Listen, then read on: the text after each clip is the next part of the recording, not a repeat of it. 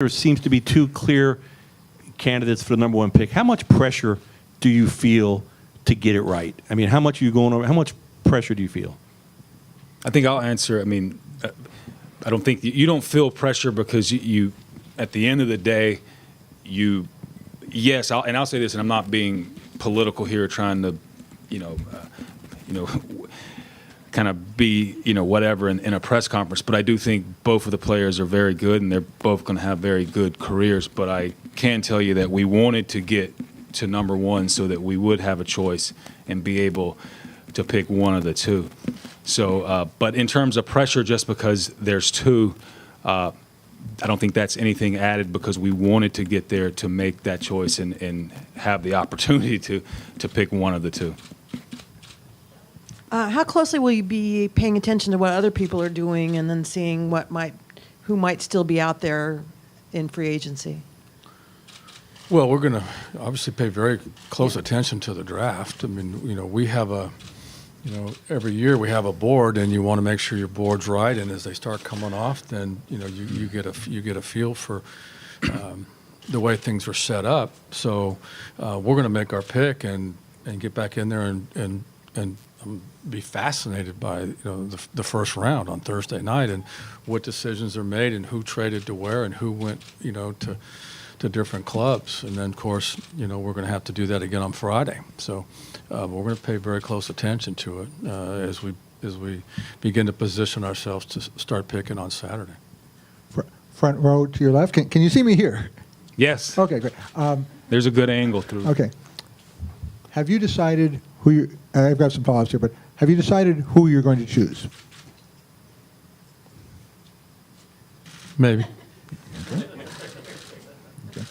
You have on. I think I said that a couple weeks ago. Didn't I say maybe? Yeah. I wasn't here. We still got a few hours left. Yeah. Well, on Thursday you have 10 minutes after the commissioner opens the draft. How much of those 10 minutes are you going to take, and what do you do in those 10 minutes when you're on the clock and I guess haven't submitted the card yet? That's a good question. I don't know if we've come up with an itinerary for the first 8 minutes. I do know this. I don't know if I don't know what the minutes will be, but I know there will be a point where we go, okay, let's get the card in just so this thing does. We don't roll past 10 minutes and next thing you know, Philly's on the clock. So maybe it'll be more like 7 minutes. I'm not sure.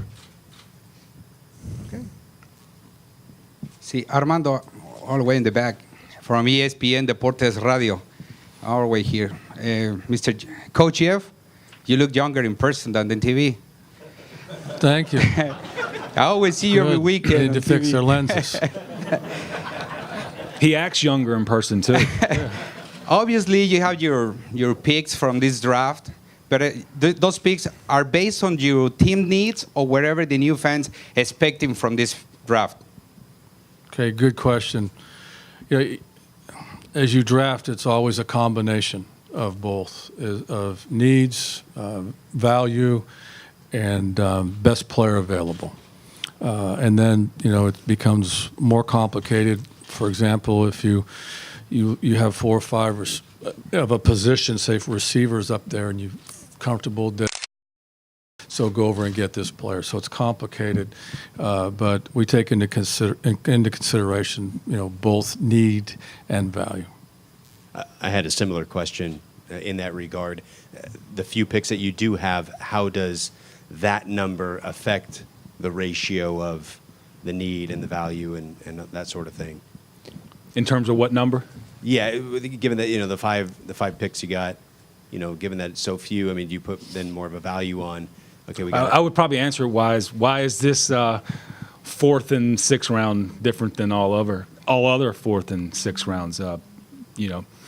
They're all important whether you get a 1st, 2nd, or 3rd or multiples, and you want to get them right. And we've spent a lot. What this has enabled us to do, though, as Jeff alluded to earlier, is spend a good bulk of the last week really looking at realistically who might be available in the 4th and 6th rounds and what's our need, what roles do they fit. And I think that's been the arose of this process of moving up and losing some of the other picks in front of us. And what we've been able to do is, like I always say, scouting starts with the film, and then the season ends, And then you go into this process, what we call the spring season, and it's an all-star game, and it's a combine, and it's a pro day, and it's interviews, and it's psych tests, and it's Wonderlicks, and it's physicals and all of that. And I think it ends with the film. And we were able to sit together this week and kind of wrap it up with film and try to fine-tune the board.